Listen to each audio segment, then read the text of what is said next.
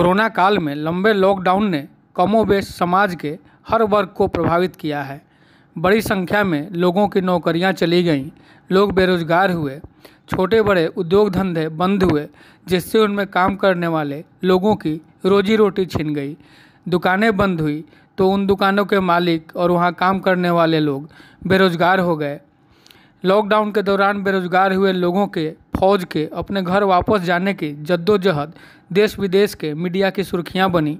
खासकर बिहार, यूपी, झारखंड जैसे इलाकों के मजदूरों की रोजी रोटी चले जाने पर महानगरों से उनके घर वापसी के लिए की गई जद्दोजहद को सबने देखा और समझा।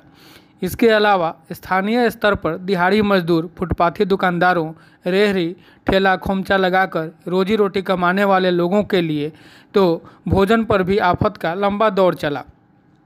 वैसे तो अब अनलॉक चल रहा है और धीरे धीरे छूट का दायरा बढ़ाया जा रहा है। दुकानों को खोलने की इजाज़त दी गई है और कई तरह की व्यावसायिक गतिविधियां भी शुरू हो रही हैं। हालांकि अर्थव्यवस्था को जो डैमेज हो चुका है और कम पूंजी वाले व्यवसायियों के ऊपर कर्ज आदि का जो बोझ लद गया है, उससे उबरने में लंबा वक्त लग सकता है। पूरी तरह से उबर पाएंगे या नहीं, यह भी अभी कह पाना संभव नहीं है। देश में 25 मार्च से लॉकडाउन लगा था। शिक्षण संस्थान तभी से बंद हैं। वैसे ऑनलाइन क्लासेज की परिपाटी जरूर शुरू करने का निर्देश था, पर खासकर बिहार जैसे पिछड़े इलाकों में जहां की बड़ी आबादी के पास लैपटॉप, कंप्यूटर और स्मार्टफोन की सुविधा नहीं है, वहां ऑनलाइन पढ़ाई की सुविधा हर किसी को उपलब्ध होना किसी दिवा स्वप्न से कम नहीं लगता। यहाँ की बड़ी आबादी के पास इंटरनेट की सुविधा भी उपलब्ध नहीं है और बड़ी आबादी इंटरनेट सेवी भी नहीं है। इन सबसे इतर एक वर्ग ऐसा भी है जिसकी समस्या तो गंभीर है, पर यह वर्ग सामान्य चर्चा के दायरे में नहीं आया है।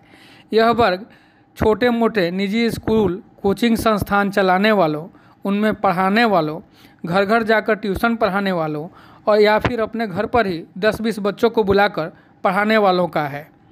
लॉकडाउन की इस अवधि में सामान्यतः अभिभावकों और बच्चों की समस्याएं ही चर्चाओं के केंद्र में रही है। अभिभावकों की आमदनी बंद या कम हो जाने के कारण स्कूल फीस नहीं देने को लेकर ही विमर्श होते रहे हैं। कई राज्यों की सरकारें ऐसे आदेश भी जारी कर चुकी हैं कि लॉकडाउन अवधि में निजी स्कूलों के संचालक फीस नहीं लें। पर इन सबके बीच छोटे मोटे स्कूल या कोचिंग चलाकर अपना और परिवार का भरण पोषण करने वाले प्राइवेट शिक्षकों की हालत बदतर हो गई है।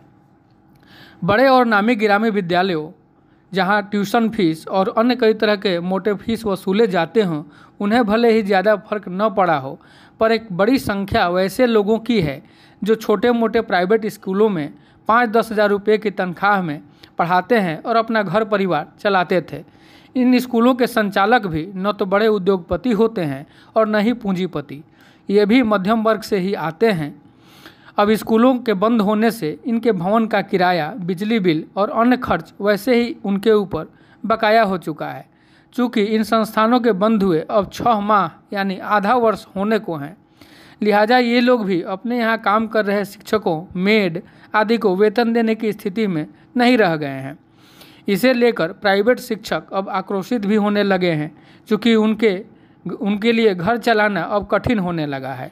कई स्थानों पर इन प्राइवेट शिक्षकों और कोचिंग संस्थानों के संचालकों और इनके मालिकों ने बैठक कर अपनी समस्याएं उठाई हैं और सरकार से राहत पैकेज देने तथा किराया आदि माफ़ करने की गुहार लगाई है।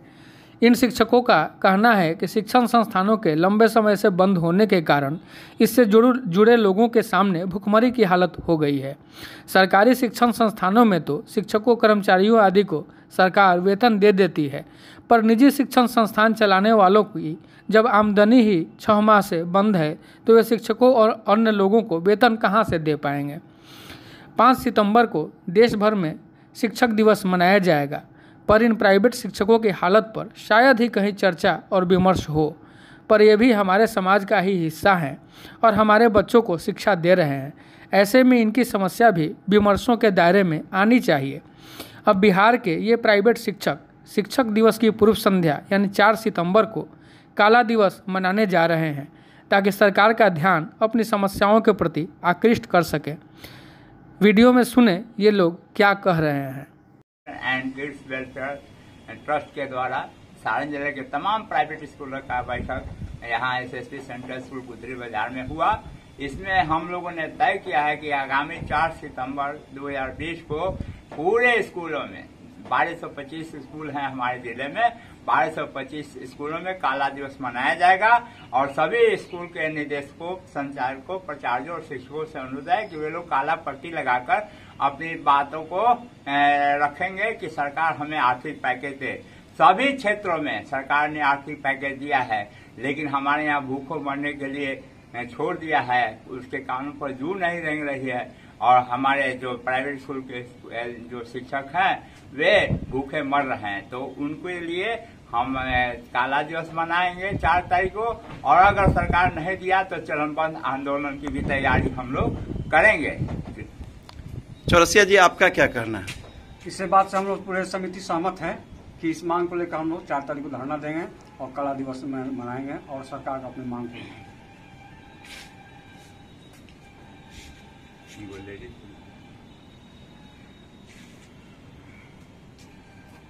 आपका क्या कहना है मैम?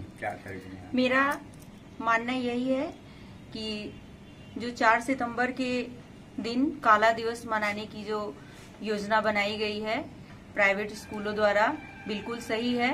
और सही इस मायने से है कि लगभग कोरोना महामारी जो है पूरे जो एक भयानक रूप पकड़ ली है, लगभग हर क्षेत्र में जो लॉकडाउन लगा है सब सेक्टर खुल चुके हैं।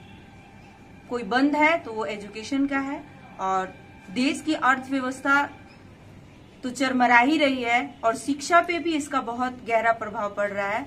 आपको ज्ञात होगा कि पता है आपको, जो APJ अब्दुल कलाम है जो एक राष्ट्रपति रह चुके हैं, वैज्ञानिक रह चुके हैं और एक शिक्षक भी हैं।